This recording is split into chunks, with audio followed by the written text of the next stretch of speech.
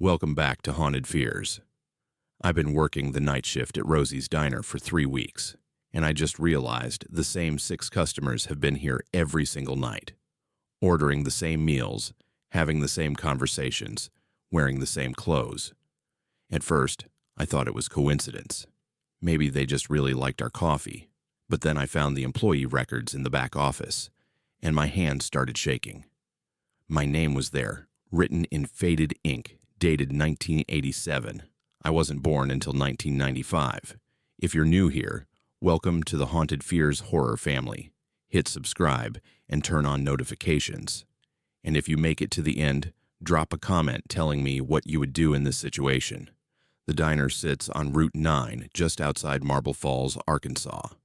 My first night, I noticed them immediately. Table 7. Always table 7. I've been working the night shift at Rosie's Diner for 3 weeks, and I just realized the same 6 customers have been here every single night, ordering the same meals, having the same conversations, wearing the same clothes. At first, I thought it was coincidence.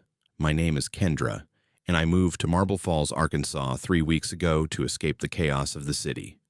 Population 487, the kind of place where you can hear crickets at night and the stars actually mean something. I took the graveyard shift at the diner because it paid more and because I'm not much of a sleeper anyway. The owner, an older woman who never smiles, handed me the keys on my first day and said, "Lock up at 6. Don't bother the customers at table 7. I thought that was odd, but I didn't question it. Jobs in small towns don't come easy, especially for outsiders. The diner is exactly what you'd picture. Red vinyl booths, checkered floor tiles that have seen better decades, a jukebox in the corner that only plays songs from the 50s and 60s. The fluorescent lights buzz constantly, and there's always the smell of coffee, bacon grease, and something else I can't quite place, something metallic. The kind of smell that sticks to your clothes even after you shower. My first night, I noticed them immediately. 6 people sitting at table 7.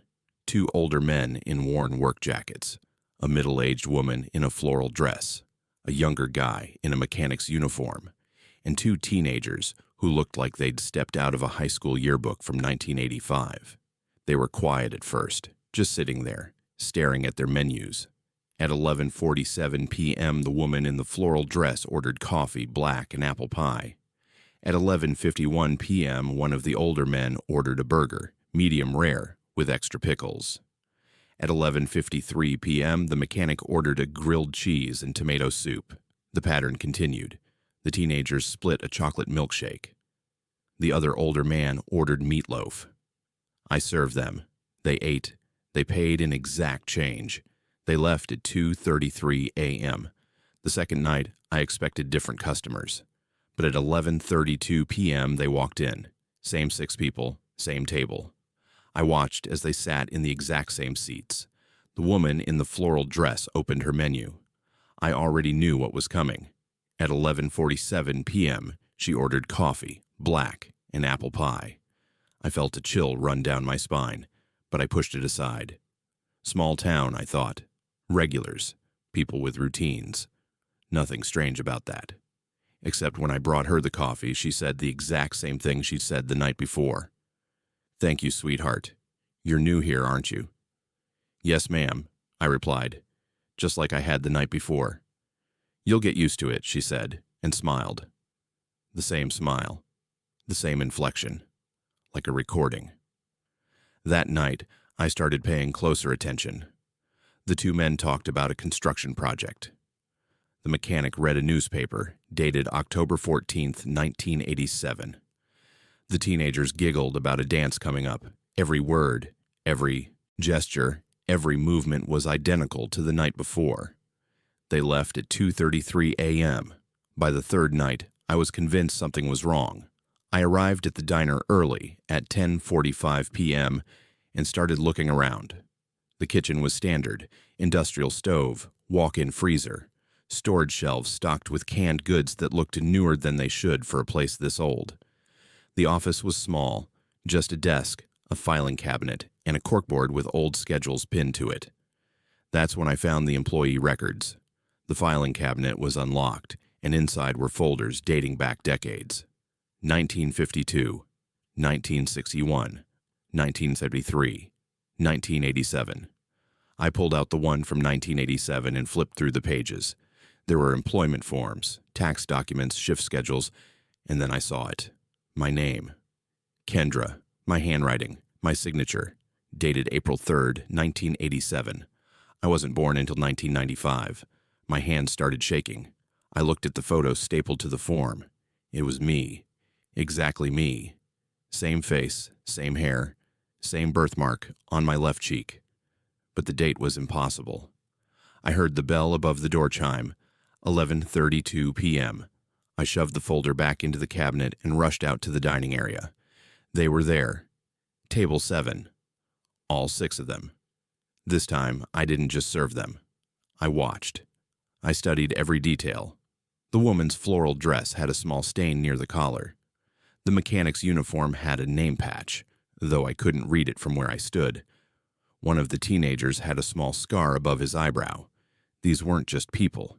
These were detailed, specific people with histories and lives. At 11:47 p.m., the woman ordered her coffee and pie. I brought it to her, and this time I asked, "Do you come here every night?" She looked up at me with that same smile. "Every night," she said. "Same time, same table." "For how long?" Her smile didn't fade. "As long as I can remember." I felt sick. I walked back to the counter and pretended to organize receipts, but I was watching them through the reflection in the metal napkin dispenser. The mechanic was reading his newspaper. Same paper, same date. October 14th, 1987. At 2:33 a.m., they stood up in perfect synchronization. They placed their money on the table, exact change, always exact change, and walked toward the door. But before they left, the woman turned and looked directly at me. "See you tomorrow night, Kendra," she said. I hadn't told her my name. The door closed behind them, and I was alone. The jukebox started playing Unchained Melody, even though no one had touched it. The fluorescent lights buzzed louder. I grabbed my jacket and left, locking the door behind me. I didn't sleep that day. I couldn't. I spent hours online trying to find information about the diner, about Marble Falls, about anything that could explain what I was seeing. The town had a website, barely updated, with a short history section. Founded in 1889. Population peaked in the 1950s. Economic decline in the 80s. Nothing unusual. But then I found an old newspaper article. From 1987, a local paper digitized and archived. The headline read, "6 missing in Marble Falls. Search continues." I clicked on the article. My screen filled with text and a grainy black and white photo. 6 people standing in front of a diner. Rosie's Diner. 2 older men in work jackets. A middle-aged woman in a floral dress. A younger man in a mechanic's uniform. 2 teenagers. The article said they disappeared on October 14th, 1987. Last seen at Rosie's Diner. No bodies ever found. No leads. The case went cold. I stared at the photo. It was them. Exact same people. Exact same clothes. That night, I went back to the diner. I had to. I needed answers. I arrived at 11:30 p.m. and waited. At 11:32 p.m., the door opened. They walked in. Same 6 people. Same table. But this time, I didn't serve them.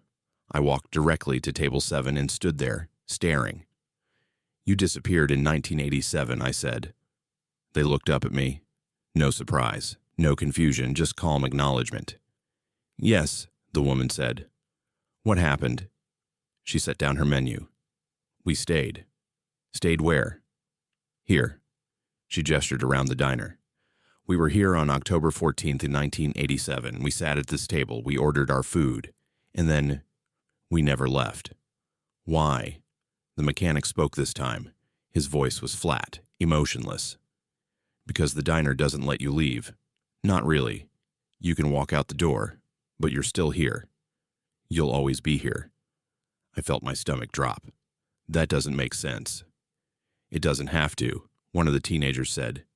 "It just is." I looked at the woman. "Why do you keep coming back?" "Because it's what we do now. We come here, we order, we eat, we leave, and then we do it again. Every night. Same time, same table. Forever." "But I found my name in the records," I said, my voice shaking. "From 1987. How is that possible?" The woman's smile faded. "Because you've been here before, Kendra. You worked the night shift in 1987. You served us that night. And then you left. But the diner remembers.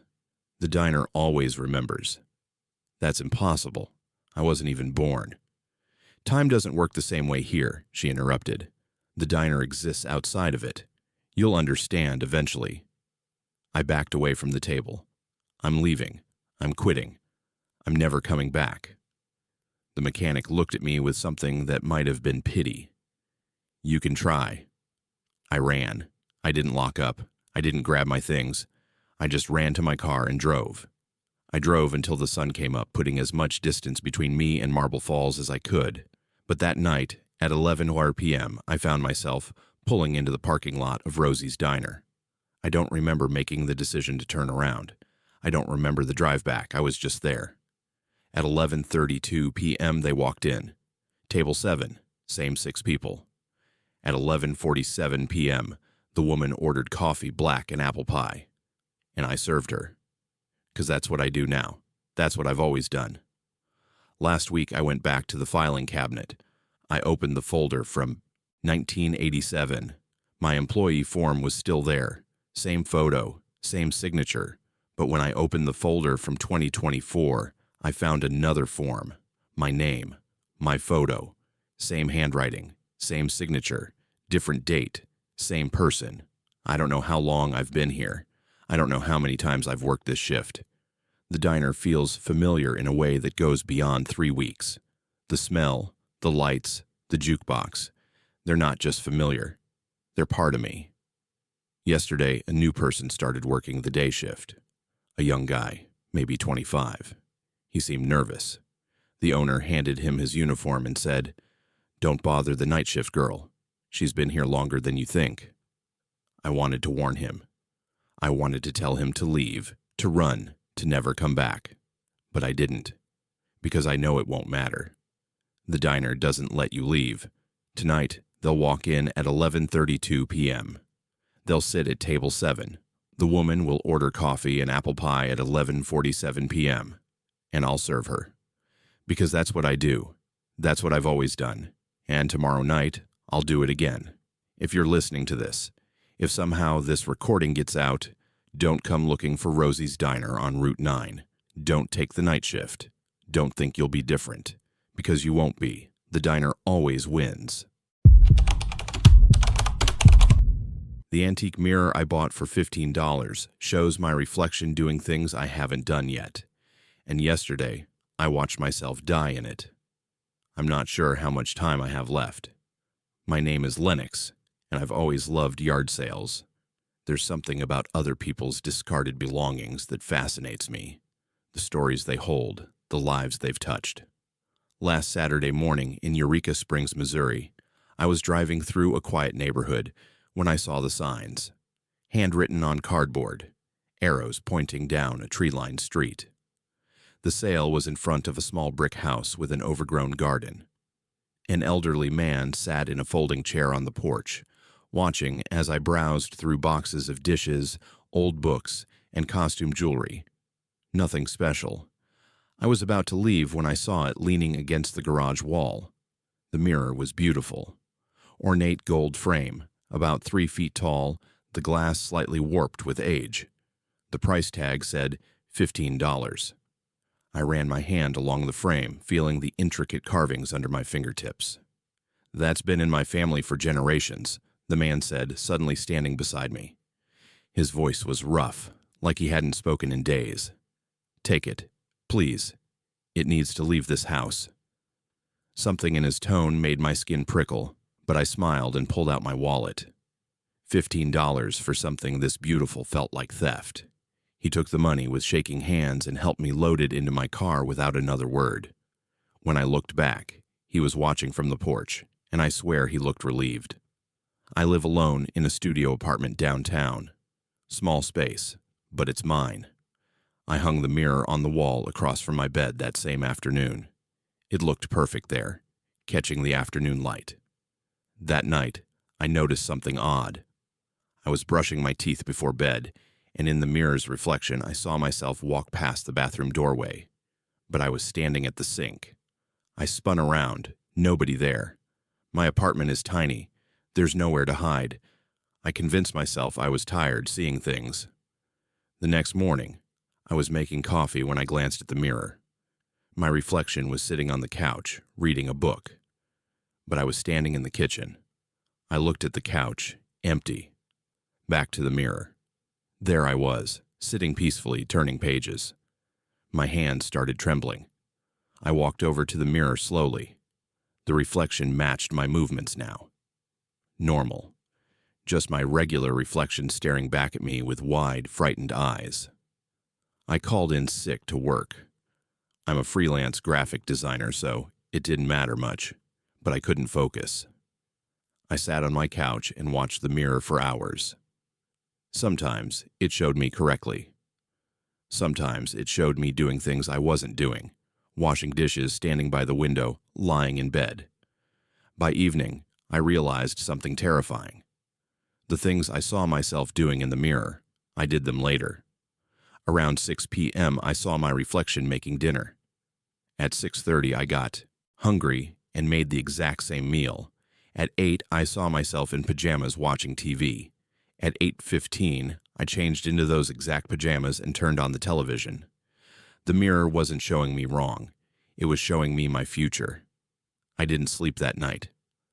I sat on the floor, staring at the mirror, watching my reflection sleep in bed.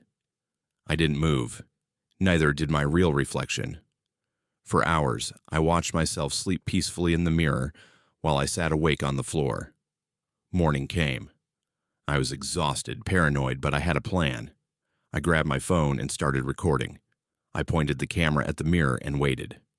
At 9:47 a.m., my reflection stood up, walked to the window, and opened it, then climbed out. I was still sitting on the floor, phone in hand. My window was closed. At 9:48, there was a scream from outside. I ran to the window and looked down.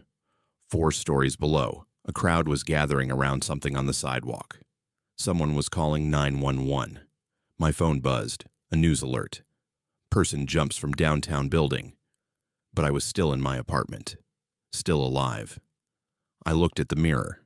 My reflection was back, standing exactly where I stood, but there was something different in its eyes. Knowledge, like it knew something I didn't. That's when I understood. The mirror wasn't just showing me the future. It was showing me possibilities. Things that could happen. Things that would happen if I made certain choices. I spent the next day testing it. I watched myself in the mirror go into the kitchen, saw myself reach for a knife, saw the blade slip, saw blood. I avoided the kitchen. Hours passed. The event never happened. I watched myself answer the door, saw a man I didn't recognize force his way inside. When someone knocked on my door that afternoon, I didn't answer. Through the peephole, I saw a man I'd never met walk away. The mirror was showing me deaths I was avoiding, close calls, near misses. It was keeping me alive. But yesterday, something changed. I was sitting at my desk, working on a project, when I glanced at the mirror. My reflection wasn't at the desk. It was lying on the floor, still, eyes open but seeing nothing. There was no blood, no visible injury, just me, dead. I checked the time, 3:17 p.m. In the mirror, a clock on the wall behind my body read 6:30 p.m. I had just over 3 hours. I tried everything. I left the apartment. The mirror went dark, showing nothing. I came back, and there it was again. Me, dead on the floor. 6:30 p.m. I tried to break the mirror. The frame was solid. The glass refused to crack. I hit it with a hammer. Not even a scratch. I tried to leave again, pack a bag, go anywhere else. But every reflective surface I passed showed me the same thing. Store windows, car mirrors, my phone screen when it was dark. Always the same image. Me, dead, 6:30 p.m. I came back to my apartment and started researching. The old man, the house, the yard sale. It took hours, but I found an obituary from 3 weeks ago. His wife, she'd died suddenly in their home. No cause of death listed, but the funeral was closed casket. I found their wedding photo online. In the background of the photo, hanging on their wall, was the mirror. I called the number listed in the obituary. The old man answered on the first ring, like he'd been waiting. "You bought the mirror," he said. Not a question. "What is it? What's happening to me?" "It shows you the truth, that's all. The truth of what's coming." I saw myself dead. Today. In 3 hours. Silence. Can I stop it? My wife tried for 3 days. She saw it coming, tried everything.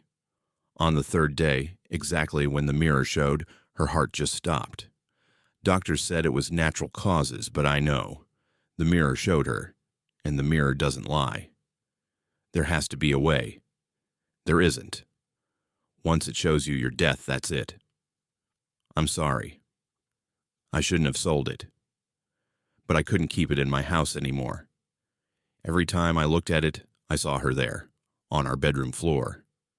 Why didn't you destroy it? Can't be destroyed. Believe me, I tried. You can only pass it on. Let someone else carry it. Let someone else see. He hung up. I'm writing this now because it's 6:15 p.m. 15 minutes left. I feel fine. Nothing hurts. I'm not sick. But the mirror doesn't lie. I've been watching it this whole time. My body hasn't moved. I'm still there, on the floor, eyes open. And now, in the last few minutes, I've noticed something else. There's someone else in the mirror's reflection, standing in the doorway of my apartment. A figure I can't quite make out. They've been there the whole time, watching my body, waiting. I turned around. My door is closed, locked, nobody's there. But in the mirror, they're getting closer to my body, reaching down. 6:20 p.m. now. My chest feels tight. Is this it? Is this how it starts? I don't want to die. I'm only 32. I have plans. I have people who care about me. This morning, I texted my sister. She told me she's pregnant. I'm going to be an aunt. I wanted to meet my nephew. I wanted to... 6:25 p.m. It's hard to breathe now. Nothing's wrong. I'm just breathing, but it feels wrong, like my lungs forgot how. The figure in the mirror is standing over my body now. I still can't see its face, but I can see what it's doing. It's reaching into my chest, not breaking skin, just reaching through, like I'm made of water, and pulling something out. 6:28 p.m. I can't feel my hands anymore. This tablet is slipping. I need to finish this. I need someone to know. The mirror. Don't buy it. If you see it at a sale, walk away. It's gold frame, ornate, about 3 feet tall. The glass is old, slightly warped. If you already have it, I don't know what to tell you. The man said you can pass it on, sell it, give it away. Let someone else carry it. But you'll know what you're doing to them. 6:29 p.m. The figure has pulled something out of my chest. In the mirror, my body is empty. A shell. And the figure is holding something bright, something that pulses with light. Is that my soul? Is that what I am? The figure is looking at me now, not at my body in the mirror. At me. The real me, sitting here, typing this. It can see me. 6:30. Why did my grandmother have a photograph of me standing in front of our town hall, dated 1952, 30 years before I was born? The face in that photo is mine, down to the scar on my chin. My name is Lainey, and I never knew my grandmother well. She died when I was 6, and most of my memories of her are blurred by time. The smell of lavender, her wrinkled hands, the way she'd stare at me sometimes, like she was seeing a ghost. When she passed, my mother inherited her house in Cascade, Idaho, a town so small you could walk from one end to the other in 20 minutes. Last month, my mother asked me to help clean out the old house before selling it. I drove up from Boise on a Friday afternoon, watching the landscape shift from city sprawl to pine forests and empty roads. Cascade hadn't changed much since I'd visited as a kid. Same general store, same post office, same 20 people who seemed to run everything. The house smelled like dust and old paper. My mother had already cleared most of the furniture, but boxes of photographs and documents remained in the attic. That's where I found it. A shoebox full of black and white photographs, all dated between 1950 and 1955. Most showed people I didn't recognize. Stern faces in formal clothes standing in front of buildings I vaguely remembered from childhood visits. But one photo stopped me cold. A woman standing in front of Cascade's town hall. Dark hair pulled back, wearing a simple dress from the 50s. She was smiling slightly, one hand raised to shield her eyes from the sun. And she was me, not someone who looked like me. Me. Same face, same build, same small scar on her chin from where I'd fallen off my bike when I was 8. The date on the back, written in faded pencil, July 14th, 1952. I sat there for an hour, staring at that photo, trying to rationalize it. Family resemblance, some distant relative. But the scar, that scar was mine, unique to me, from an accident in 1990. There was no way someone in 1952 could have the same mark in the same place. I brought the photo downstairs and showed my mother. She went pale. "Put that back," she said quietly. "Mom, who is this?" "I don't know. And you shouldn't look at those photos. Just leave them. We'll throw them all away." But I couldn't. That night, after my mother left, I went through the entire shoebox. There were 12 photographs total, spanning from 1952 to 1955. 8 of them showed the same woman, me, in different locations around Cascade. In front of the general store, walking past the old church, standing by the river, always alone, always with that slight smile. The last photo was different. It showed a group of people standing in front of a building, with a sign I couldn't quite read. The woman who looked like me stood in the center, surrounded by others. They were all looking at the camera, but their expressions were strange, too still, too perfect, like mannequins arranged for display. On the back of that photo, in the same handwriting, "The Studio, August 1955, the last one." I spent the next days searching for information about Cascade in the 1950s. The library had a small historical section with old newspapers on microfilm. It took me hours, but I finally found something. A newspaper article from August 1955. Local photography studio closes after owner's disappearance. The article was brief. A photography studio on Main Street had closed suddenly after its owner vanished without explanation. Several townspeople had reported strange experiences after having their portraits taken there. Dreams of being watched, feelings of not being alone, moments of lost time. The owner's last known photograph, taken of the town council in front of his studio, showed unusual anomalies when developed. The building had been abandoned and later demolished. The article included a small photo of the studio. I recognized it immediately. It was the building from the group photo, the one marked "the last one." That afternoon, I drove to where the studio had been. It was now a parking lot behind the current town hall, just gravel and painted lines. I stood there, feeling foolish, when someone called my name. An elderly man was watching me from across the street. He must have been in his 80s, leaning on a cane, but his eyes were sharp and clear. "You're her granddaughter," he said. It wasn't a question. "Did you know my grandmother?" Everyone knew her, and everyone knew about the photos. He crossed the street slowly. "You found them, didn't you? The ones from the studio?" I nodded. "I was 15 when it happened. My father took me to that studio to have a portrait made. Said it was important for a young man to have a proper photograph. The owner was strange. Never looked directly at you, always staring just past your shoulder. When he took my picture, the flash was wrong. Too bright, too long, like it was pulling something out of me." "What do you mean?" "The photo showed me, but it wasn't quite right." My father saw it too. The eyes were different. The smile was mine, but it wasn't. He burned the photo that night and told me to never go back. The old man paused. But some people did go back. Your grandmother was one of them. My skin went cold. My grandmother had her photo taken there. Multiple times. That summer she was there every week. People started noticing she was different, quieter. She'd stand in places and stare at nothing. My mother said she looked like she was waiting for something. Then one day, in August, a dozen people went to the studio together. No one knows why. But after that day, the studio was empty, the owner was gone, and those 12 people were never quite the same. What happened to them? They lived their lives, got married, had children, grew old, but they were different.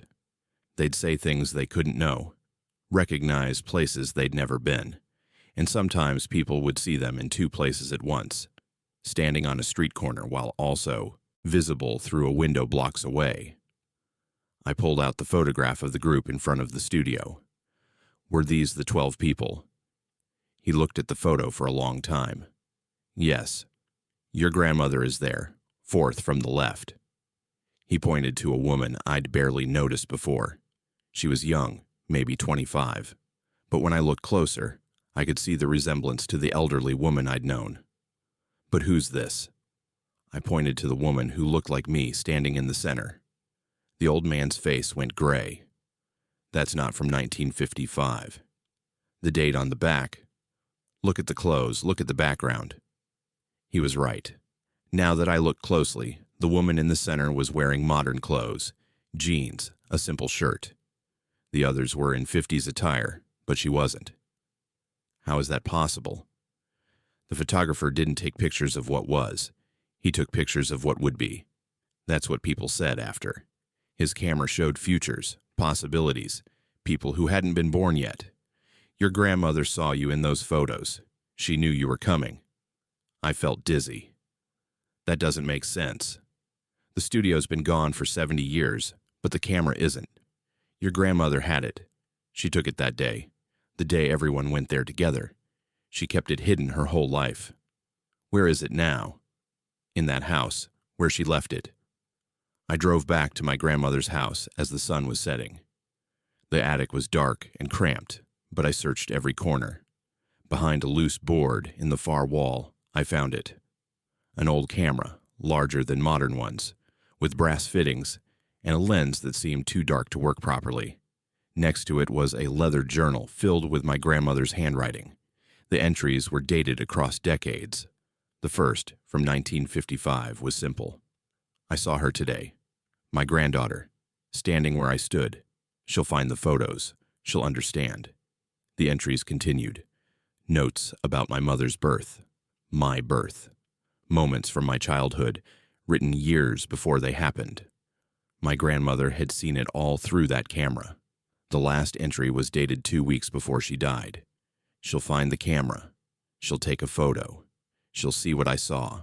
The chain that links us. The pattern that repeats. She'll understand that some things are meant to be seen. My hands were shaking. I loaded film into the camera. There was one roll left, tucked in the case. I went outside to the front of the house where the light was better. I pointed the camera at the empty yard and took a photo. The flash was wrong. Too bright, too long. I felt something shift, like a piece of me was pulled through the lens. When I developed the photo in my grandmother's old darkroom that night, I understood. The photo showed the yard, but not as it was. It showed it as it would be. 2 figures stood there, both women. One was elderly, gray-haired, standing by the porch. The other was younger, dark-haired, holding a small child's hand. The elderly woman was me, maybe 60 years. From now, the younger woman was someone I didn't recognize, but when I looked closely at the child, I saw my face. My actual face, as I looked now. The pattern repeated. Grandmother to mother to granddaughter, each of us seeing the next, each of us standing where the others had stood. I took more photos that night. The town hall, the general store, the river. Every place my grandmother had photographed the woman who looked like me. In each developed image, I saw them. Multiple versions across time, all standing in the same spots, all part of the same chain. In one photo, I'm elderly, barely able to stand. In another, I'm holding a baby.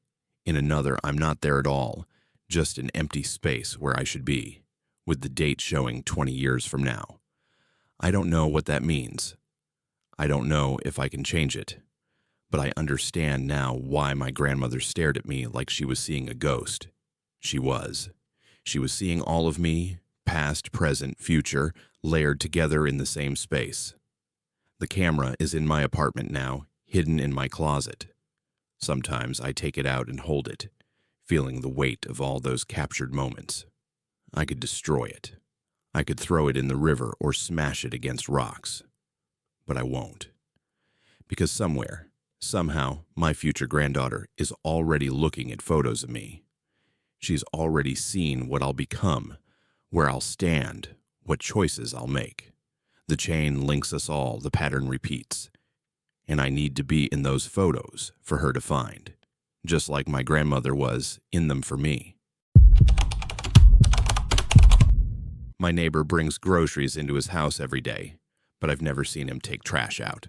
Not once in 8 months. When I knocked on his door for a wellness check, what answered wasn't entirely human anymore. My name is Aviana, and I moved to Unionville, Indiana 6 months ago for a fresh start. The subdivision looked perfect. Neat lawns, quiet streets, families with kids playing basketball in driveways. My house was a small 2-bedroom at the end of a cul-de-sac, and my only immediate neighbor was a man who lived in the gray house next door.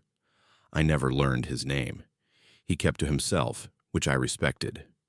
I'm not the type to barge into someone's life uninvited, but after a few weeks, I started noticing patterns. Every morning at 7 a.m., a grocery delivery arrived. The man would open the door just wide enough to pull the bags inside, never stepping out onto the porch. I glimpsed him once, middle-aged, pale, average build. Nothing remarkable. The door would close, and that was it. Every single day. 7 a.m., groceries. At first I thought, maybe he worked from home, ordered in bulk, had dietary restrictions. Normal explanations, but 8 months passed, and I never saw him leave. Not for work, not for walks, not even to check the mail.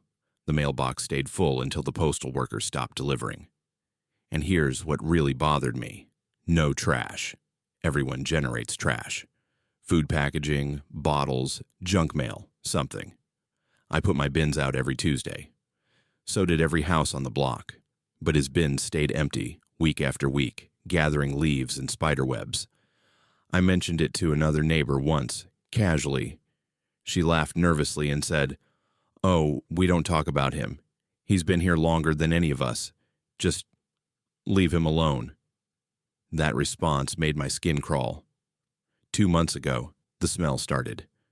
Faint at first, like spoiled meat left in a hot garage. It was worse on humid days, drifting through my windows when the wind shifted. I reported it to the HOA, but they said they'd looked into it and found nothing wrong. Last week I saw something that changed everything. It was 2 a.m. I woke to a noise, a wet dragging sound coming from his yard. I looked out my bedroom window and saw the side door of his house open. Something emerged. It was him. Or it had been him. The figure was hunched, moving wrong, joints bending in places they shouldn't. The skin looked loose, saggy, like it didn't fit properly. It dragged something behind it, a large black bag, across the grass toward the back of the house. When it passed under the streetlight, I saw its face. The features were melted, drooping like wax. The mouth hung open too wide. The eyes reflected light like an animal's. It disappeared around the back of the house. 10 minutes later, it returned inside, moving with that same wrong, jerking gait. I didn't sleep the rest of the night. The next day, I tried to convince myself it was a nightmare, a trick of shadows and sleeplessness. But the grass, where it had walked, was dead, a brown, withered trail leading to the back of his house. I had to know. Yesterday afternoon, I knocked on his door. Stupid, I know, but the not knowing was worse than any answer. The door opened. He stood there, looking almost normal. Almost. His face was the right shape, his clothes clean, his posture upright, but his skin had a waxy sheen, and when he smiled, I saw that his teeth were filed down to points. "Can I help you?" His voice was smooth, pleasant. I wanted to check if everything's okay. I noticed you never take your trash out, and I thought. "I compost," he interrupted. "Everything. Very eco-friendly." "Right. Of course." I tried to smile. "Well, if you ever need anything." "Actually," he said, tilting his head at an unnatural angle, "would you like to come in? I've been hoping to get to know my neighbor better." Every instinct screamed at me to run, but I saw something behind him in the hallway, a door, slightly ajar, leading down to what must be the basement. The smell was coming from there, thick and rotten. "Maybe another time," I said, backing away. His smile widened. "I insist." He reached for me. I ran. I ran back to my house, slammed the door, locked it. Through the window, I watched him standing on his porch, perfectly still, that too-wide smile fixed on his face. He stayed there for an hour before finally turning and walking back inside. That night, I heard sounds, scratching at my walls, wet sliding noises against the siding. At one point, I heard breathing outside my bedroom window, deep, rattling breaths that fogged the glass. I called the police. They came, knocked on his door. He answered, looking completely normal, invited them in for coffee. They chatted for 20 minutes, then left. One officer told me, "Nice guy. Says you've been harassing him. Maybe give him some space." This morning, I found something on my porch, a grocery bag. Inside were cuts of meat wrapped in butcher paper, but the shapes were wrong, too long, with joints that bent in too many places. There was a note. For the new neighbor. A welcoming gift. Please join me for dinner tonight. 7 p.m., I insist. I'm writing this because I need someone to know, because tonight at 7 p.m. I'm going to his house, not because I want to, but because this morning I noticed something. My hands are changing. The skin is loose, sagging. My joints ache in new places. When I look in the mirror too long, my reflection seems to melt slightly at the edges. Whatever he is, whatever he's becoming, it's contagious. And I think I've been breathing it in for months. That smell, that rot, seeping through the walls between our houses. I tried to leave, got in my car this morning, but I couldn't remember how to drive. Couldn't remember where I was going. All I could think about was the basement.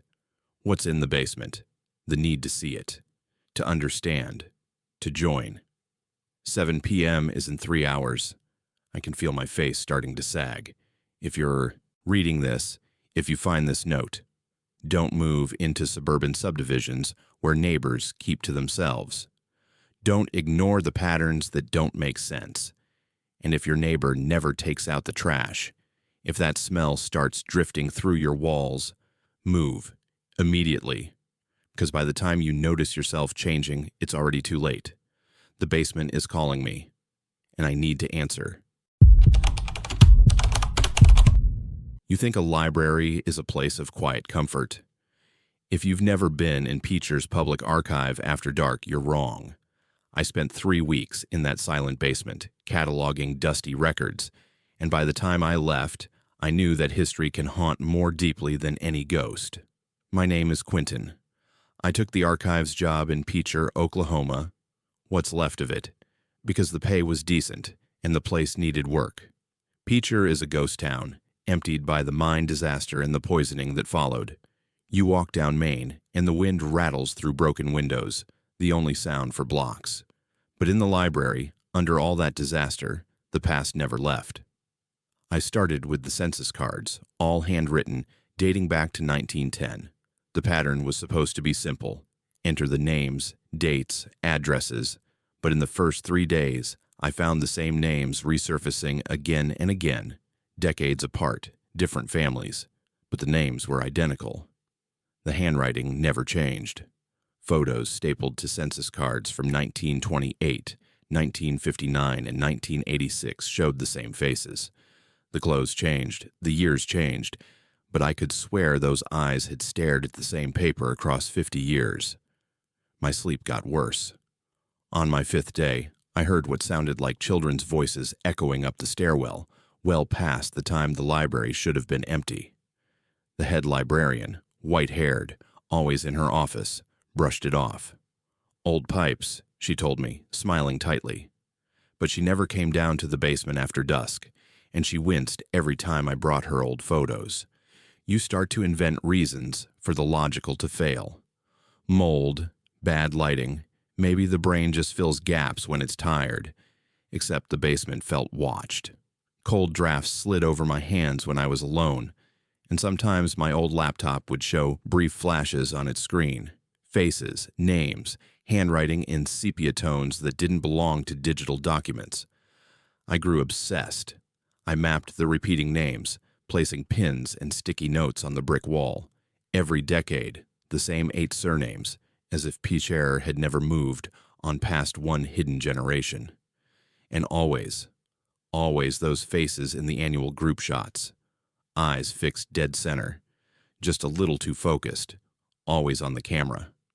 By the 2nd week, the wind outside wasn't the only thing moaning at night. Something moved in the stacks, shadows shifting along rows of ledgers, footsteps behind me that stopped when I looked around. I found census cards that hadn't been filed, marked with symbols that didn't belong, old writing that spelled out, "Still here." One night, lights flickered and I caught movement in the security mirror. A group standing in the tech alcove, motionless. Their faces. I recognized them from every portrait across 70 years. They didn't blink. I stayed late, cleaning the microfilm reader. Footsteps passed overhead, hallways officially empty. The air hummed with what sounded like whispering just on the edge of hearing. New census cards started appearing every morning, in clean stacks waiting on my desk, always with those names, always the same faces. Determined, I went further, searching burial records at the edge of the property, cross-checking each resident with graves outside of town. Most were empty. Some had never been used. I took a flashlight and checked them myself, just dirt, no caskets, no markers. The librarian refused to speak with me anymore. I realized one evening, eyes stinging from microfilm dust, that her face was in the biggest group photo too, dated nearly 60 years ago. On my final night, after a week of sleepless hours, I entered the archive at midnight, determined to confront whatever had claimed Picher. This time the cold was fierce, like stepping into a walk-in freezer. I turned a corner and found every light burning, fluorescent and harsh. The tables were lined with census records, all filled out, but some were for the year 2025. My own name was among them, my current photos stapled nervously to the corner. The group waited in the center of the stacks, arranged like their portraits. None moved. No one spoke. Then the oldest among them, the one I had seen in cards from a century ago, extended a card to me. Next year's census. Blank, except for Quentin written at the top. A voice pressed into my head, old and hollow. "If you remember us, you join us. We are the archives. We keep Picher alive." Something pulled me forward. The pressure of every record, every unbroken circle of names. I felt cold, grip my arm, as if ink seeped into my skin. Flashes of years tumbled through my vision. Children playing marbles outside a white schoolhouse. Miners eating lunch in 1931. People queuing for water after the mines poisoned everything. Faces resurfacing over and over. I tried to leave, heart hammering, but each exit only brought me deeper. Into years I had never lived, but remembered all the same. The whispers grew louder, reciting census lines, history layered upon itself. In that moment, I knew Picher wasn't abandoned. It had simply folded its living history into its living records, and everyone who stared too long at the past became part of that ceaseless accounting. Now, as I write this, the archives are all I see. My hands move, but sometimes they're not my hands. They're hands that wrote names I've never heard, eyes that gazed out from photos before I was born. The chill never leaves, nor do the faces gathering in the corners, waiting for me to finish. When you move through a silent archive, remember, nothing in small towns ever disappears. It just waits to be written down again. And if you ever see a census card with your name and a date yet to come, don't read it. Live and never look back. Some histories don't want to be forgotten, because forgetting them only adds your name to the record. I helped 5 different families move into the same house this year, and I'm starting to recognize the furniture. It's the same items, but the families swear they've owned them for years. When you work in moving for as long as I have, you start to notice patterns. But this one doesn't make any sense. My name is Veda, and I've been working for Cornersville Moving Company for 3 years now. It's a small operation in Tennessee. Just me, the owner, and 2 other guys. We handle local moves mostly, helping families settle into new homes around town. Population maybe 800. The kind of place where you recognize half the people you see at the grocery store. The house sits on Elm Street, number 240 Eureka, a nice 2-story colonial with a big front porch and a yard that's always perfectly maintained, even between tenants. I first moved a family in there in January. Young couple with a toddler, seemed excited about their new place. Standard job. I helped carry a blue sectional couch, a solid oak dining table, a particular brass floor lamp with a green shade. In March, different family. Older couple, no kids. But when I walked in with the first load of boxes, I stopped dead. The blue sectional was already there, arranged in the exact same position in the living room. Same oak table in the dining room, same brass lamp in the corner. "Hey, previous owners left some furniture?" I asked the wife. She looked confused. "What?" "No, this is ours. We've had that couch for 15 years. I stared at it. Same stain on the left cushion, same little tear in the seam, but I let it go. Maybe I was misremembering. It's possible to mix up jobs after a while. Then in May, another family. Young professionals. No furniture yet, supposedly. They'd ordered everything new. But when we arrived at 240 Elm, the house was already furnished. Blue sectional, oak table, brass lamp. And now I was paying attention. I took photos on my phone. "You sure this isn't staged furniture?" I asked the real estate agent. "Nope. The buyers brought all this themselves yesterday. Didn't you help them move it?" "No. This is our first time here for them." She gave me a strange look and walked away. I compared my photos. Identical. Down to the books on the shelf, arranged in the same order. Down to the family photos on the mantle, except the faces in the frames were different. The 4th family's photos, and the 5th family's photos. Always different people, same frames, same positions. By July, I started asking around. The January family, gone. No forwarding address, no contact. The March couple, same thing. I checked with the post office, talked to neighbors. No one had seen them leave. They'd just disappeared. One day they were there. Next week the house was vacant and a new family was moving in. "Doesn't that seem weird to you?" I asked the owner of our company. He shrugged. "People move. Maybe they got relocated for work. All of them, in the same house, within months. Not our problem, Veda. We just moved the boxes. But it was my problem. Because in September, I moved the 5th family in, a single mother with 2 teenagers. And when I walked through that door, I knew every piece of furniture I was going to see before I saw it. The blue sectional with the stain and the tear. The oak table with the slight wobble in the left rear leg. The brass lamp with the dent in the base. "Ma'am," I said carefully, "where did you get this furniture?" "Estate sale, mostly." "Why?" "Do you have any receipts, documentation?" She frowned. "That's a weird question. Why would you need that?" I didn't have an answer. I just knew something was deeply wrong. That night, I went back to 247 Elm. I parked down the street and watched. The house was dark except for a light in the living room. Through the window, I could see the mother and her 2 kids sitting on that blue sectional watching TV. Normal. Perfectly normal. Except at 10:47 p.m., all 3 of them stood up simultaneously. They walked to the kitchen.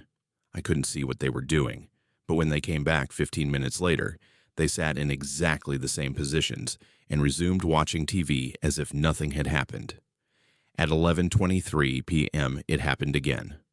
All 3 stood, walked to the kitchen, returned, sat. Same positions. At midnight, the lights went out. I waited an hour. Nothing else happened. I started keeping a log. Every move-in at 247 Elm. I went back through our company records. In the past year, we'd moved 5 families into that house. Before that, I checked. In the previous 3 years, we'd moved in 9 more families.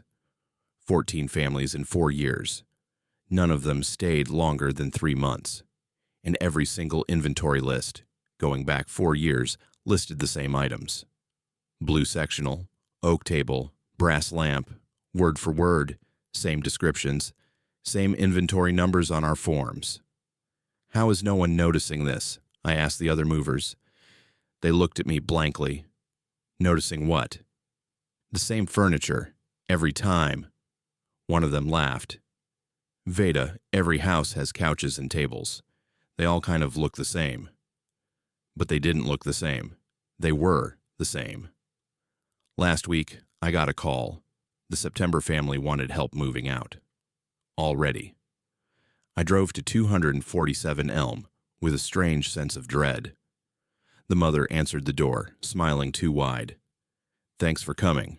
We're so excited about our new place. Where are you moving to? Oh, just across town. Bigger space. I walked inside. The furniture was packed, taped, ready. But when I touched the blue sectional, it felt warm, like someone had just been sitting on it. The whole house felt warm, alive, like it was breathing. Can I use your bathroom? I asked. Of course, upstairs, second door on the left. I went upstairs, but instead of the bathroom, I checked the bedrooms.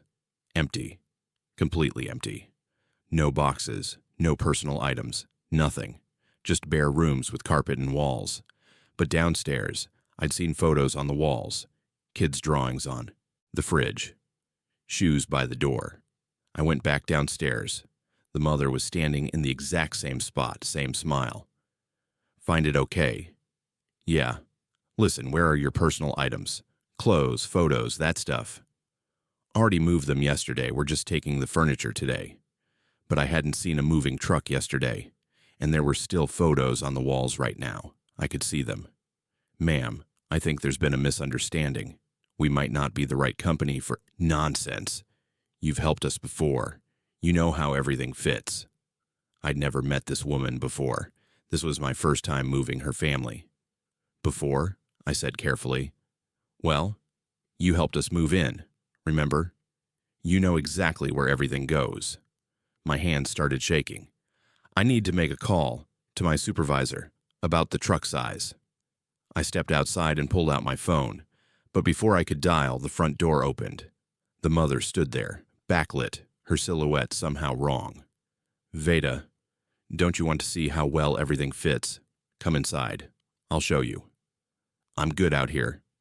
I insist. You've been so curious about this house. Come see. Something in her voice wasn't right. The cadence was off, like she was reading from a script she'd memorized. The truck will be here soon. It's already here. I turned. My company truck was in the driveway. I hadn't driven it. I'd driven my personal car. The truck shouldn't be here. The mother walked down the porch steps, her movements too smooth. You've helped 17 families now, Veda. You know this house better than anyone. Don't you want to understand? 17. She knew the exact number. I'd never told anyone I was counting. Understand what? Why the furniture is always the same. Why the families disappear. Why the house is never really empty. She reached for my hand. Her fingers were cold, impossibly cold. The house needs families, Veda. But families leave. They always leave. Unless they become part of the house, part of the furniture, part of the walls. I jerked my hand away. You're insane. Am I? Look at the living room window. I looked. The two teenagers were sitting on the blue sectional, but they weren't moving. They weren't breathing. They were arranged like mannequins, heads tilted at the same angle, hands folded in identical positions. The house takes what it needs, the mother said. Families come, families stay. The furniture remembers. Every family that's lived here is still here. In the couch, in the table, in the walls. And now, I ran. I got in my car and drove. Behind me, I heard the front door slam open. In my rearview mirror, I saw the mother standing in the street watching me leave. She didn't chase me. She just stood there, perfectly still, until I turned the corner. I quit the next day, told the owner I was moving out of state. He barely seemed to notice. But yesterday, I got a call from a real estate agent. Would I be interested in a new place? Great house, fully furnished, move-in ready. Low rent because the owner wants a quick tenant. Where? I asked. 247 Elm Street just became available. I hung up. This morning I found furniture in my apartment. A blue sectional I don't remember buying. An oak table, a brass lamp. They're arranged exactly how they were at 247 Elm. And tonight, at 10:47 p.m., I stood up and walked to my kitchen without meaning to. I came back at 11:23 and did it again. The house doesn't need you to live in it. It just needs you to remember the furniture. And once you remember, the furniture remembers you. My little brother drowned in Miller's Creek 15 years ago. So why did I see him swimming there last Tuesday, looking exactly the same age? The water was clear enough that I could see his face, smiling, beckoning, like he'd been waiting for me all this time. My name is Coulter, and I grew up in Peaks Mill, Kentucky. Population 300 if you count the dogs. Miller's Creek runs through the center of town, wide and slow in summer, perfect for swimming. Every kid in Peaks Mill learned to swim there. Most of us have good memories of hot afternoons, rope swings, the smell of sunscreen and creek water. I don't. My brother was 7 when it happened. I was 12. We'd gone swimming on a June afternoon, the kind of day where the heat makes the air shimmer and every shadow feels like relief.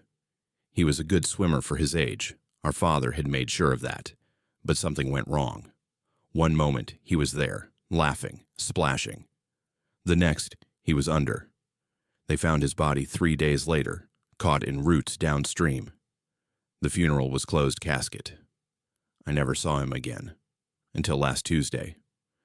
I'd come back to Peaks Mill to settle my father's estate. He'd died 6 months ago, left me the house and everything in it. I hadn't been back in 15 years, couldn't stand the memories, the pitying looks from neighbors who still remembered. But I'm an adult now, 32. I can handle a few days in my childhood home. The creek was the same. That's what got me. Everything else in town had changed. New gas station, the old diner closed, houses repainted or torn down. But Miller's Creek looked identical. Same bend, same swimming hole, same rope swing hanging from the same oak tree. I wasn't planning to stop. I was driving past, heading to the lawyer's office, when I saw someone in the water. A kid, maybe 7 or 8, swimming alone. No parents, no other kids, just him. I pulled over. Kids shouldn't swim alone. Everyone in Peaks Mill knows that. I walked down to the bank, calling out, "Hey, where are your parents?" The kid turned to look at me, and my blood went cold. It was my brother. Same face, same haircut, same little scar above his left eyebrow from when he fell off his bike at age 5. He smiled at me, that gap-toothed smile I'd seen in nightmares for 15 years. "Coulter," he called, waving. "Come swim." I couldn't move, couldn't breathe. This wasn't possible. He was dead. I'd been to his funeral. I'd seen his grave. "It's nice today," he continued, treading water easily. "Not too cold. Remember how we used to see who could hold their breath longest?" His voice. It was exactly his voice. I stumbled backward, nearly falling. "You're not real." "Sure I am. I've been waiting for you. Come on." I ran back to my car and drove straight to the lawyer's office. I didn't mention what I'd seen, didn't tell anyone. I convinced myself it was grief, stress, some kind of hallucination brought on by being back in this town. But that night, I couldn't stop thinking about it. I called my mother. She'd moved to Florida after the divorce, wanted nothing to do with Peaks Mill. "Mom, do you ever dream about him?" Long silence. "Sometimes." "Why? What does he look like, in the dreams?" "Coulter, what's wrong?" "Just tell me." Another pause. "He's 7. Always 7. Same age as when—" She didn't finish. "Do you ever see him at the creek?" "I don't dream about the creek. I can't." "Why are you asking me this?" I told her. Everything. The swimming, the smile, the voice. She was quiet for so long I thought she'd hung up. Then, "Other people have seen him too." My skin went cold. "What?" "After it happened, people would tell me they'd seen him. At the creek, swimming, always swimming. I thought they were trying to be kind, or they'd mistaken some other child for him. But it kept happening, for years, until I left." "Who saw him?" "Parents who'd lost children. Drownings, accidents, illness. They'd all report seeing their kids at Miller's Creek. The town started calling it grief sickness. Told people not to go to the creek if they'd lost someone. It would trigger episodes." "Did anyone ever go in the water? With them?" She inhaled sharply. "Don't you dare, Coulter. Whatever you saw, stay away from that creek." But I couldn't. The next day, I went back. He was there again, swimming in the exact same spot like he'd never left. This time there were others. A teenage girl floating on her back. A young boy with a blue swimsuit clinging to the rope swing. All of them looked wrong somehow. Too pale, too still when they weren't moving, their smiles too fixed. My brother saw me and swam closer to the bank. "You came back." "What are you?" I asked, my voice shaking. "I'm your brother." "What do you mean?" "You died 15 years ago." He cocked his head, confused. "Did I? I don't remember that. I just remember swimming. It's always nice here, always summer. Want to come in?" "No." "Why not? You used to love swimming with me." One of the other kids, the teenager, called out, "It's better in the water. Everything's better." The boy on the rope swing laughed, high and echoing. "We're all waiting for someone. Who are you waiting for?" I backed away. "I'm not waiting for anyone." My brother's smile faded. "Yes, you are. You've been waiting for me. That's why you came back. That's why you can see us. I came back because my father died. He's here too, deeper in, waiting." My heart stopped. "What?" "He comes to the creek every day. Well, his part that remembers does. The part that misses me. My father never came to this creek. Not after— Yes, he did. Every day for 10 years. He'd sit right where you're standing and watch me swim. He couldn't help it. The creek calls us back. It called you back too." I felt dizzy. "This isn't real. You're not real. Come find out. The water knows everything. It remembers everyone who's ever drowned here. We're all still here, Coulter. We never left." I ran again. But this time, I went to the town library. I needed answers. The librarian was ancient, probably older than the building itself. When I asked about Miller's Creek drownings, her expression went flat. "Why do you want to know?" "My brother drowned there, 15 years ago." She studied me for a long moment, then pulled out a file box from behind her desk. 53 drownings in Miller's Creek since 1890. No one knows why. The water isn't particularly deep or dangerous, but people keep drowning. Usually children. Sometimes adults who go in looking for them. She opened the box. Inside were newspaper clippings, obituaries, photographs, dozens of faces, all ages. "Every family that loses someone reports the same thing," she continued. "They see them in the creek, swimming, always calling them in." "What happens if someone goes in?" "Most of the time, nothing.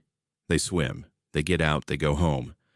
But sometimes—" She pulled out a specific article. Sometimes they don't come back out. Or they do, but they're different.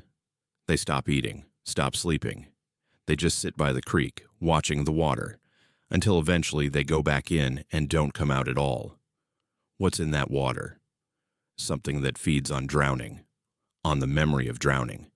Every person who's died there is still there, in some way, and they want company. I felt sick. How do I make him stop calling me? You don't. You either leave and never come back, or you answer. I left Peaks Mill that night, packed up my father's house without sorting through anything, hired an estate sale company to handle it remotely, and drove back to my apartment 3 states away. But I dream about the creek now, every night. My brother swimming, smiling, beckoning, and every morning I wake up with creek water on my pillow, though I haven't been near water in weeks. Yesterday, I found mud on my shoes, the kind of mud from creek banks. This morning, I tasted creek water in my mouth. Tonight, I'm writing this because I'm afraid I'm going back. Not because I want to, but because something is pulling me. The same thing that pulled my father back for 10 years. The same thing that keeps every lost child swimming in that water. The creek remembers. And once it remembers you, it never lets go. If you've lost someone to drowning, stay away from the water where they died. Don't go looking for them, no matter how much you want to see them again. Because they're not really there. They're just bait. And what's waiting beneath the surface is always hungry. I can hear the creek now, even though I'm hundreds of miles away. I can hear my brother calling my name. I can feel the water on my skin. I think I'm going swimming tonight. I think I've been swimming for 15 years. The pharmacist pulled me aside and whispered, "Don't take the medication. Just pretend you do.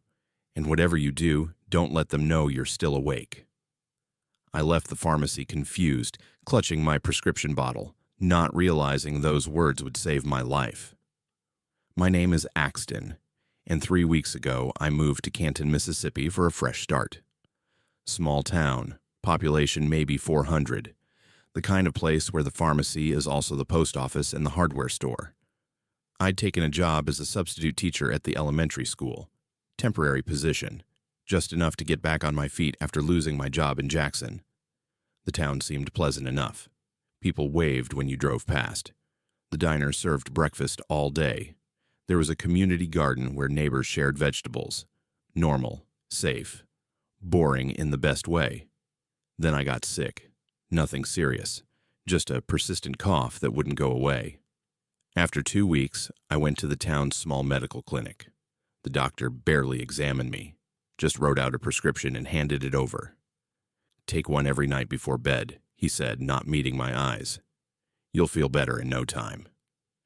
At the pharmacy, an older woman filled the prescription while I waited, but when she handed me the bottle, a younger woman, maybe mid-30s, wearing a pharmacy tech vest, intercepted it. She was the one who pulled me aside, behind the vitamin aisle, her voice urgent and low. "Don't take the medication. Just pretend you do. And whatever you do, don't let them know you're still awake." Before I could ask what she meant, the older pharmacist called her name sharply. The younger woman pressed the bottle into my hands and walked away, her expression carefully neutral. I should have asked questions, should have demanded an explanation. But the older pharmacist was watching me with an intensity that made my skin crawl, so I paid and left. That night, I stared at the pill bottle. The label looked normal enough. My name, the date, instructions for use. But the medication name was something I'd never heard of, with a chemical formula that seemed too long, too complex. I looked it up online. Nothing. No results. Not even close matches. The pharmacist's warning echoed in my mind. Don't let them know you're still awake. I decided to follow her advice. I took the pill out, crushed it, flushed it, and went to bed without taking it. The next day, I noticed things. At the school, the other teachers moved slowly, their words slightly slurred, their eyes unfocused. During lunch, I watched them eat with mechanical precision. Same bites, same intervals, like they were following a script they'd memorized. In town, people walked in synchronized patterns. When the church bell rang at noon, Everyone on Main Street stopped, turned toward the sound, and stood perfectly still for exactly 30 seconds before continuing on. That night, I heard noises outside my house, footsteps, dozens of them, moving in unison down the street. I looked out the window and saw my neighbors walking, all heading in the same direction, toward the center of town.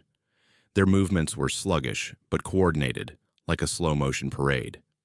I watched the principal walk past, the grocery store clerk, the woman who'd rented me this house, all moving together, all heading somewhere. At 2 a.m. they came back. Same synchronized walk, same glazed expressions. They dispersed to their homes, and within minutes, every light in town went out simultaneously. The next day, I went back to the pharmacy. The younger woman was there, restocking shelves. I approached carefully. "I need to talk to you," I whispered. She didn't look at me. "Not here. The community garden. 4 p.m. Come alone." At 4, I found her at the far end of the garden, pretending to examine tomato plants. When I approached, she spoke without turning. "You didn't take it." "No. What is it?" "Compliance medication. Everyone in town is on it. Has been for 3 years." "Compliance for what?" She finally looked at me, and I saw fear in her eyes. "I don't know. But something happens at night. Something the medicated people participate in.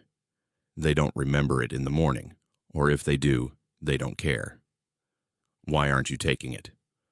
"I was, for 2 years. Then I got pregnant and stopped. Didn't want it affecting the baby. That's when I started noticing, started staying awake at night, started seeing what they do." "What do they do?" She hesitated. "They gather at the old processing plant on the edge of town, all of them. And something commands them, uses them. I don't know what it is, but it's not human. Why don't you leave?" I tried, made it 20 miles before I blacked out. Woke up back in my bed. It won't let us leave. Once you're here, once you've been prescribed the medication, you're marked. My blood ran cold. I was prescribed it. "I know. That's why I warned you. If you never take it, maybe you can still leave. But you have to pretend. Take the pills out of the bottle. Replace them with something that looks similar. Vitamins, maybe. They check. The pharmacist makes house calls to ensure compliance." This is insane. This is Canton. This is what it's been for 3 years. Whatever's in that plant, it came here and it stayed. It needed workers, servants, something. So it took the town. Doctor prescribes the medication to everyone. Allergies, cough, headache, doesn't matter. Everyone gets the same pills. Everyone becomes part of it. What about people who don't get sick? They arrange it. Contaminate the water occasionally. Food at the diner. Everyone gets sick eventually. Everyone gets prescribed. That night, I didn't sleep. I watched from my window as the procession began again at 2 a.m. This time I followed at a distance, staying in shadows. They walked to the old plant, a massive brick building at the edge of town, abandoned for decades according to the realtor who'd shown me around. But it wasn't abandoned. Lights glowed from within, pulsing with a rhythm that made my head hurt. The townspeople filed inside through a loading dock door. I crept closer, staying low, and peered through a grimy window. Inside they stood in rows, hundreds of them, perfectly spaced, perfectly still. And at the center of the warehouse floor was something I couldn't fully process. A mass of shadow and light, pulsing, breathing, growing. Tendrils extended from it, touching each person's head. Their eyes glowed faintly in response. I watched for an hour. They just stood there, connected to that thing, feeding it, or being fed by it. I couldn't tell. Then, at 3 a.m. precisely, the tendrils retracted. The townspeople turned and filed out, walking home in their synchronized march. I ran back to my house before they could see me. The next morning, the pharmacist came to my door with a cheerful smile. "Medication check, just making sure you're taking it correctly." I showed her the bottle. I'd replaced the pills with vitamin B tablets of similar size. She examined them, nodded approvingly. "Good. Keep it up. You'll feel so much better." Her smile widened. "Everyone feels better here." After she left, I packed. I had to try, had to get out. I made it to my car, started the engine, drove toward the town limits. The 2-lane road stretched ahead, empty and promising. 5 miles, 10 miles, 15. Then my vision blurred. My hands went numb. The car drifted, and I slammed on the brakes just before hitting a tree. When I opened my eyes, I was in my bed. It was morning. My car was in the driveway, undamaged, like nothing had happened. The younger pharmacist was right. I couldn't leave. That was 2 weeks ago. Now, every night, I watch them march to the plant. Every day, I pretend to be like them. Slow, compliant, unfocused. I take my fake pills where people can see. I move in patterns that match theirs. But I'm still awake, still aware. And I've learned something. The thing in the plant is growing. Each night, it's bigger. And soon, very soon, the town won't be enough. It's preparing for something, an expansion, a spreading. I've seen plans in the doctor's office, prescriptions with addresses from neighboring towns. Canton is just the beginning. I can't leave. I can't warn anyone. Phone calls cut out. Internet is monitored. Letters disappear. The town is sealed. But I'm writing this and hiding it in the community garden, buried near the tomato plants where the younger pharmacist and I first talked. She disappeared 3 days ago. I think they found out she wasn't taking her medication. If you're reading this, if you found it somehow, stay away from Canton, Mississippi. Don't stop here. Don't get sick here. Don't let any doctor in this town prescribe you anything. And if you see people in your own town moving in synchronized patterns, if you notice everyone seems slightly glazed, if a doctor prescribes you medication for something minor, don't take it. Stay awake. Because once you fall asleep to their rhythm, you become part of whatever's growing in the dark. I can feel it calling to me now, even without the medication. The thing in the plant knows I'm aware, knows I'm resisting. Last night, I felt a pressure in my mind, pushing, demanding compliance. I don't know how much longer I can resist, but I'll stay awake as long as I can. Someone has to witness. Someone has to remember what Canton used to be before it became a feeding ground. Stay awake. During the walkthrough, I found fresh coffee in the kitchen, a TV playing in the living room, and a note on the counter that said, "We're still here. Please don't move in." The real estate agent laughed and said the previous owners had a sense of humor. My name is Abner, and I'd been house hunting in Fossil, Oregon for 2 months.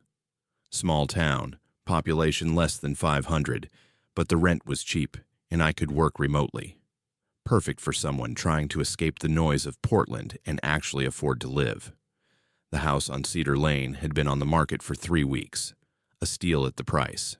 2 bedrooms, renovated kitchen, decent yard.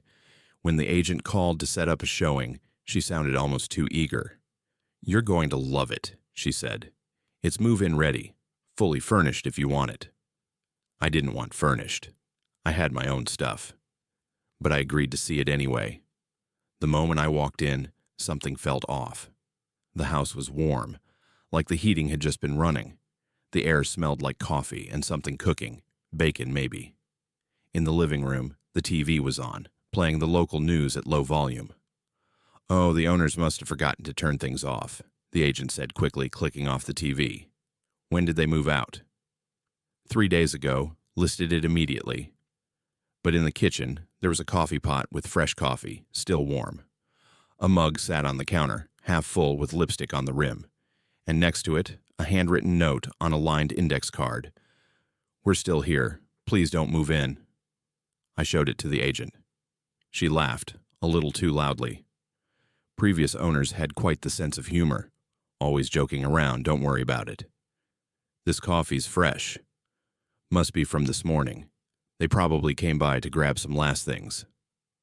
But the house felt occupied, not abandoned. Occupied, like someone had just stepped out of the room. I should have left then, should have trusted my instinct. But the price was good, the location was right, and I told myself I was being paranoid. I signed the lease that afternoon. Move-in day was a week later. I arrived with my truck full of furniture, ready to settle in. The house was empty now, or should have been. The previous owners had supposedly taken all their furniture. But when I opened the door, there were shoes by the entrance. Not my shoes. Women's sneakers, size 7 or 8. They weren't there during the walkthrough. I called the agent. Did the previous owners leave some things behind? I'll check with them. Sometimes people forget items. Just set them aside.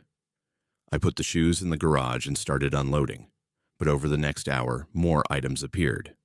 A jacket on the coat rack, a coffee mug in the sink, a book on the side table, open to the middle, like someone had just put it down. I was alone. I'd been watching the doors. No one had come in. That night, I heard footsteps upstairs. Slow, deliberate walking from the master bedroom to the bathroom and back. I was sleeping in the guest room, hadn't set up the master yet. I grabbed a flashlight and went upstairs. The master bedroom door was closed. I hadn't closed it. I opened it slowly. The room was empty, but the bed was made with sheets I didn't own. Floral pattern, expensive looking. A pair of reading glasses sat on the nightstand. The closet door was slightly ajar, and I could see clothes hanging inside. Women's clothes, men's clothes, a whole wardrobe. I turned on the light. The clothes vanished. The bed was bare. The glasses were gone. I turned off the light. They came back. My hands shook as I backed out of the room. This wasn't possible. Houses don't work like this. The next day, I went to the county recorder's office. I needed to know who'd lived here before, what had happened. The clerk pulled up the property records. Cedar Lane, house number... Oh. Her expression changed. What? This property has had 11 leases in the past 2 years. 11? Average stay is about 6 weeks. Most don't give notice, they just leave, abandon the lease entirely. Why? She shrugged uncomfortably. No idea, but it keeps getting relisted. Same agent every time. I drove to the agent's office. She wasn't there, but her assistant pulled up the file. The previous tenants, I said. Can I get their contact information? I think they left some things behind. The assistant typed, frowned, typed more. That's strange. There's no contact information on file, no forwarding address. Same for the tenants before them, and the ones before that. How is that legal? It's not. We're supposed to keep all that, but it's just gone, like it was deleted. That evening, I sat in my living room, watching TV, trying to convince myself this was explainable. Then I heard the front door open. I froze. I'd locked it. I knew I'd locked it. Footsteps in the entryway. The sound of keys being set down. A woman's voice called out, "Honey, I'm home." I jumped up, ran to the hallway. No one there. The door was closed and locked. No keys on the table. But I'd heard it. Clear as day. A man's voice responded from upstairs. How was your day? I wasn't imagining this. I ran upstairs. Empty. Every room empty. Then from downstairs. What do you want for dinner? I ran back down. Kitchen empty, but the stove was on, a pan heating on the burner. I turned it off, hands shaking. Excuse me, a woman's voice said right behind me. I spun around. Nothing. No one. You're in our house, the voice continued, seeming to come from everywhere and nowhere. We live here. This is my house. I signed a lease. So did we. A man's voice this time, from the living room. We live here. We've always lived here. I walked into the living room. The TV was on again, volume low. The remote sat on the coffee table, my coffee table, the one I'd brought from Portland. You need to leave, the woman's voice said. It sounded sad, almost apologetic. We can't leave, but you still can. I don't understand. What are you? We're the tenants, all of us, everyone who's ever lived here. The man's voice was closer now.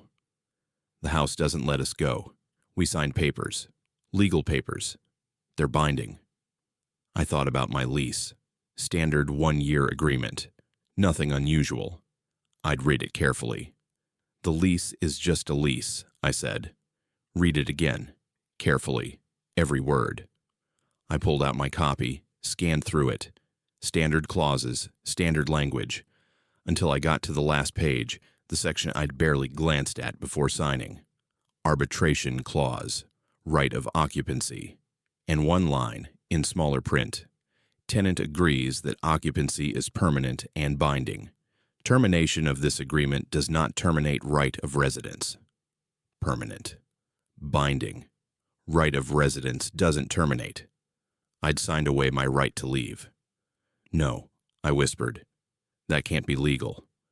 It's not, the woman's voice said. But the house doesn't care about legal. It cares about the contract. You signed. You agreed. Now you're part of the house, like us, like everyone before us. Over the next days, I tried everything. Called lawyers. They said the clause was unenforceable but would take months to litigate. Called the police. They found nothing wrong. Told me it was a civil matter. Tried to move out anyway. Every time I packed, items would unpack themselves. Every time I reached the door with luggage, I'd find myself back in the living room, bags empty, keys missing. The previous tenants became more visible. I'd see them now, transparent, flickering, but there. A young couple in their 20s, an elderly man, a single mother with a child. All of them trapped, all of them still trying to live their lives in a space that wouldn't let them leave. "How long have you been here?"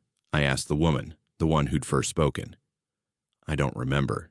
Years, maybe." Time gets confused. "What happens if I just stop paying rent?" "The house owns you now. Rent doesn't matter. You could stop eating, stop sleeping. You'd still be here. The contract says permanent." I'm writing this as a warning. I've been here 6 weeks now. I see myself becoming like them, transparent, flickering, part of the structure. My body is still solid, but sometimes, when I look in mirrors, I'm fading.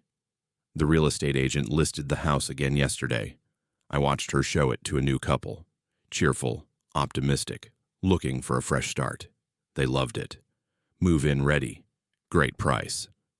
I stood in the kitchen while they toured, tried to warn them, shouted, but they couldn't hear me. Only the note worked. I wrote it, left it on the counter. "We're still here. Please don't move in." The agent saw it, laughed, crumpled it up. "Previous tenant's idea of a joke," she told them. They signed the lease this morning. They move in next week. And I'll still be here. We'll all still be here. The house never empties. It just adds. If you're reading this, if you found it somehow, never sign a lease without reading every word. Never trust a price that's too good.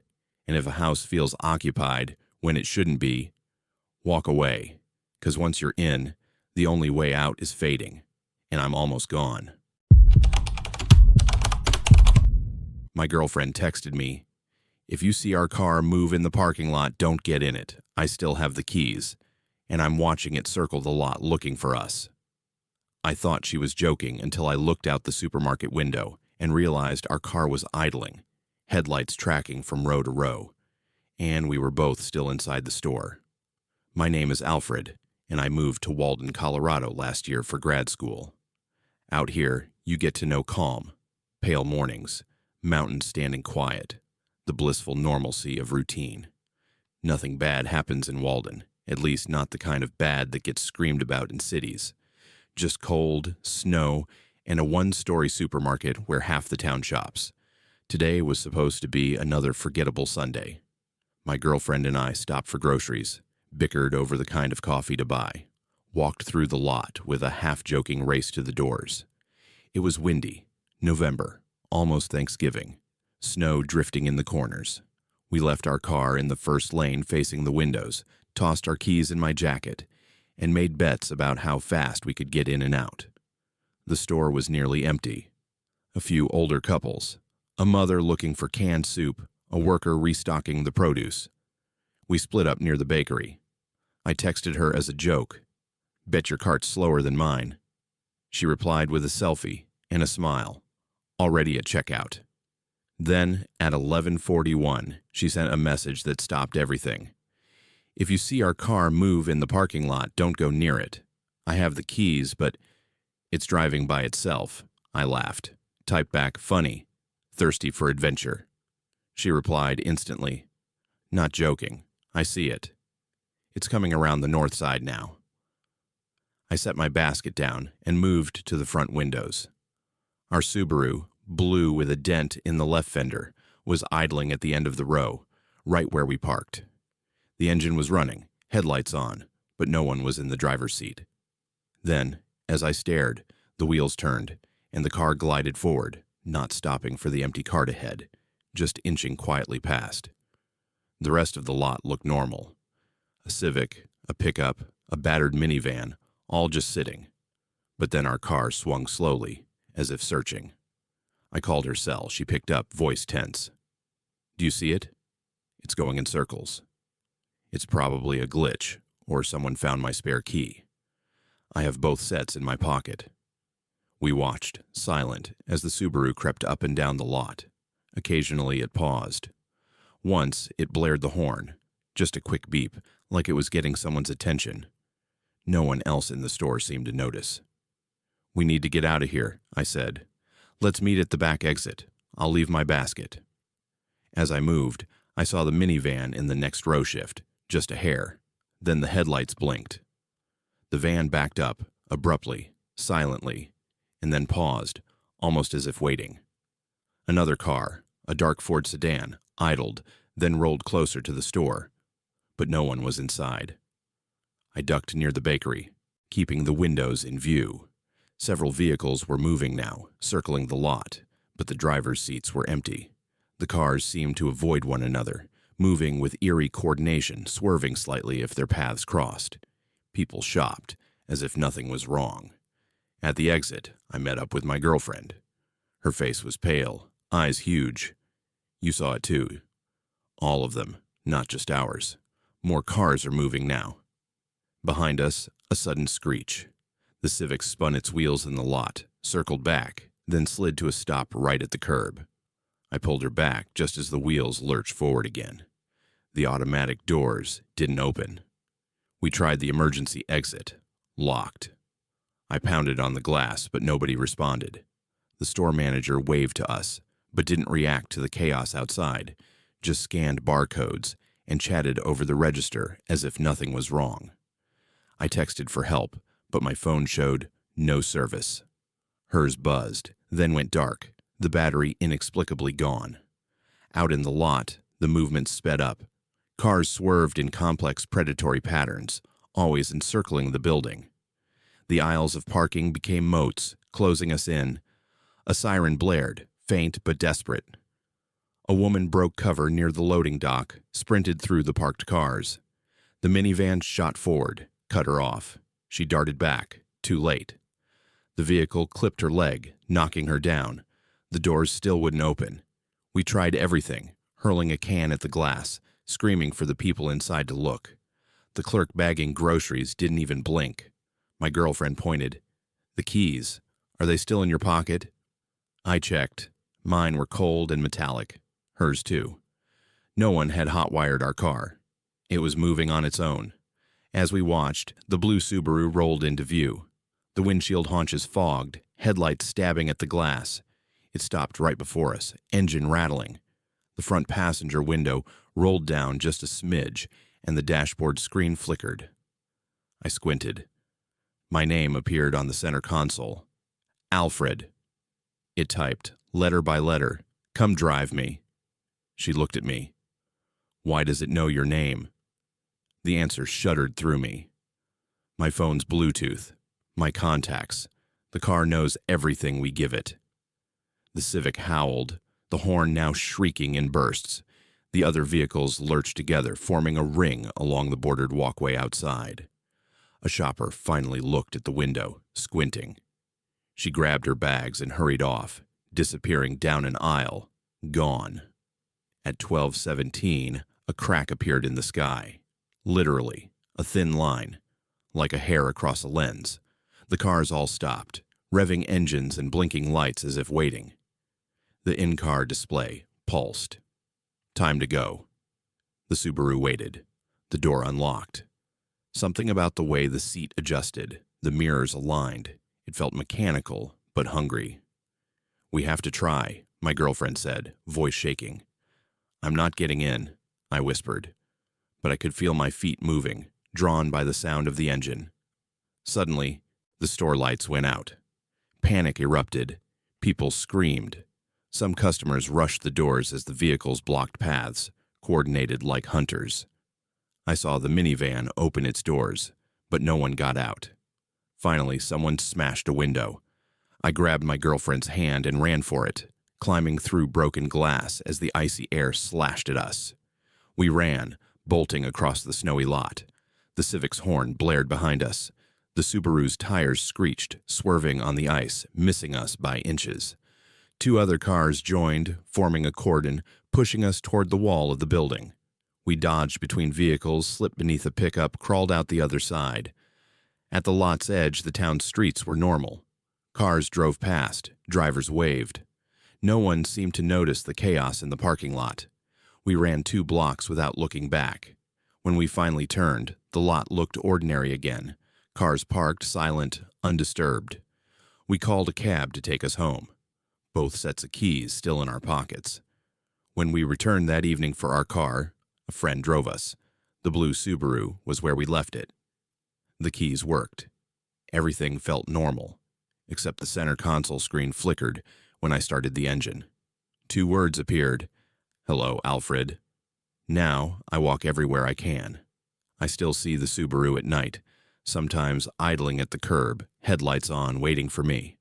Sometimes, in bigger parking lots, I see other cars moving just out of sight, sometimes when no one should be inside. And now and then, the screen flashes a new message. Time to go. If you see your car moving in the lot and you know you have the keys, don't get in.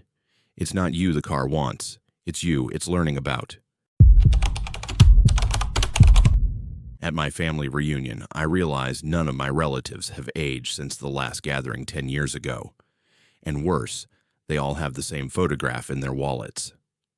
The moment I mentioned it, every conversation at the picnic table stopped simultaneously, and 40 pairs of eyes turned to stare at me. My name is Darwin, and I hadn't seen my extended family in a decade. Work, distance, life, the usual excuses.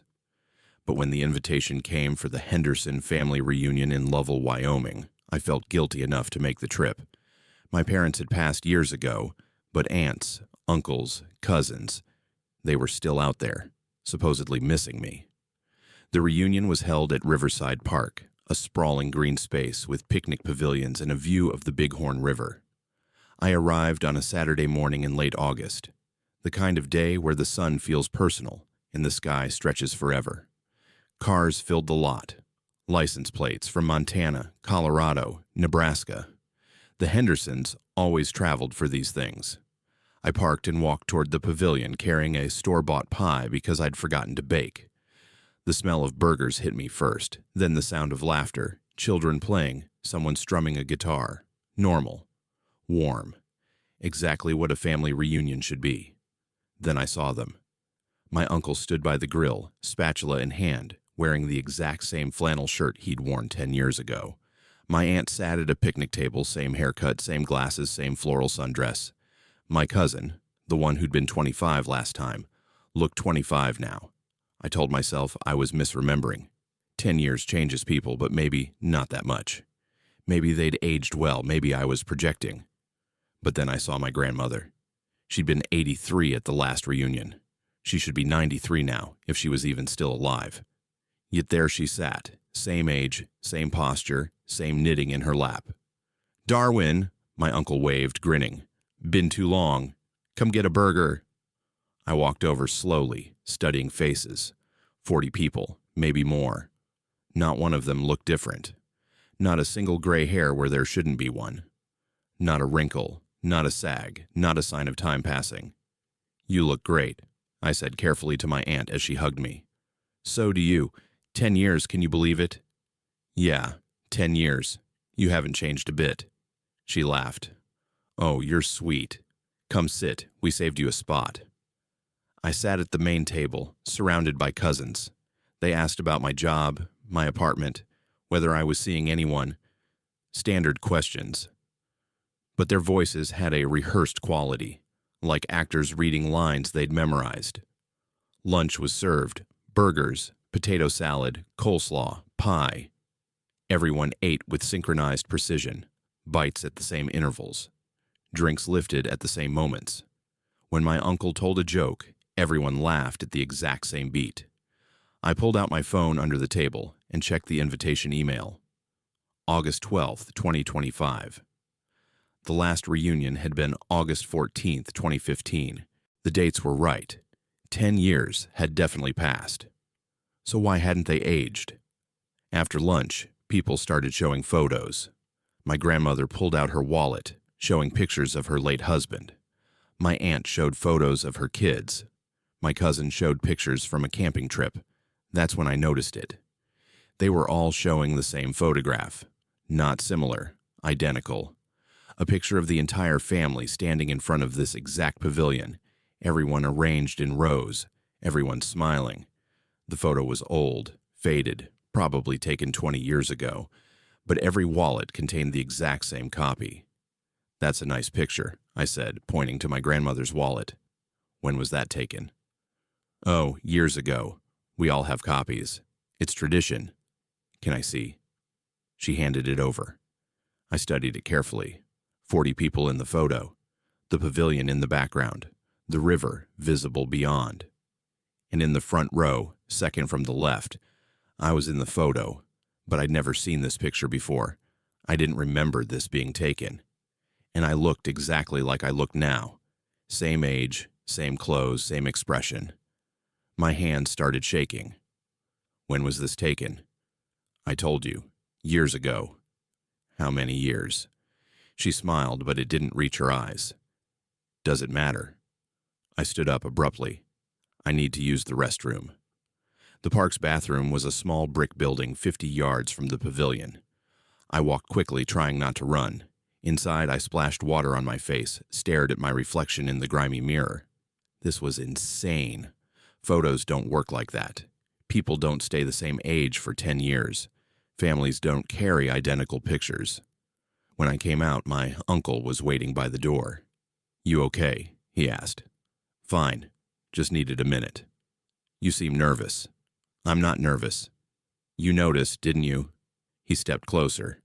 About us. About the photo. I backed up. I don't know what you're talking about. Yes, you do. You're smart, Darwin. You always were. That's why we invited you back. We need smart people. Need them for what? He smiled, and for the first time I saw something wrong with his teeth. They were too white, too perfect, like dentures. The family doesn't age because the family doesn't leave. We found a way to stay together, forever. That's not possible. It's been possible for 23 years, since 2002. That's when we made the arrangement. What arrangement? With the river. He gestured toward the bighorn. There's something in it. Something old. It wanted a family. We wanted to stay together, to never lose each other to time or distance. So we made a deal. My stomach churned. You're insane. Am I? Look at us. We're healthy. Happy. We never fight. We never leave. We have reunions every year, and every year we're exactly the same. That's not life. That's eternal family, he finished. And now you're part of it. You were always supposed to be. You're in the photo. You've always been in the photo. You just needed to come back and accept it. I looked past him toward the pavilion. Every single person had stopped what they were doing. 40 people, frozen, all staring in my direction. I'm leaving, I said. No, you're not. I shoved past him and ran for my car. Behind me, I heard footsteps, not running, just walking. Calm, steady, inevitable. I reached my car, fumbled with the keys, got inside, started the engine, threw it in reverse. My grandmother stood behind the car, just standing there, knitting in her hands, smiling. I slammed on the brakes. shifted to drive. My uncle stood in front of the car now, then my aunt, then my cousins. They formed a circle around my vehicle, all smiling, all perfectly still. I honked the horn. They didn't move. I tried to drive around them, but more family members appeared. 40 people surrounding my car, pressing closer, faces against the windows. My uncle tapped on the driver's side glass. "We're not letting you leave until you understand. You're family. Family stays together." "Let me out," I screamed. "Come back to the pavilion, have some pie, look at the photo again, really look at it. See how perfect we are, how perfect you'll be." I closed my eyes, counted to 10. When I opened them, they were gone. Every single one. The parking lot was empty. I drove, fast, out of Lovell, onto the highway, putting miles between me and that park. But that night, in my hotel room 3 towns away, I found the photo in my jacket pocket. I don't know how it got there. I'd never touched anyone's wallet. I looked at it carefully. 40 people. The pavilion, the river, and me. Front row, second from left, smiling like I belonged. I tried to tear it. The photo wouldn't rip. I tried to burn it. The flame wouldn't catch. I tried to throw it away. It appeared on my nightstand an hour later. That was 3 months ago. I haven't been back to Wyoming. I've changed my phone number. I don't answer emails from anyone with the Henderson name, but every August I get an invitation. Same park, same date, same message. Family reunion. We miss you. We're waiting. And every morning when I check my wallet, the photo is there.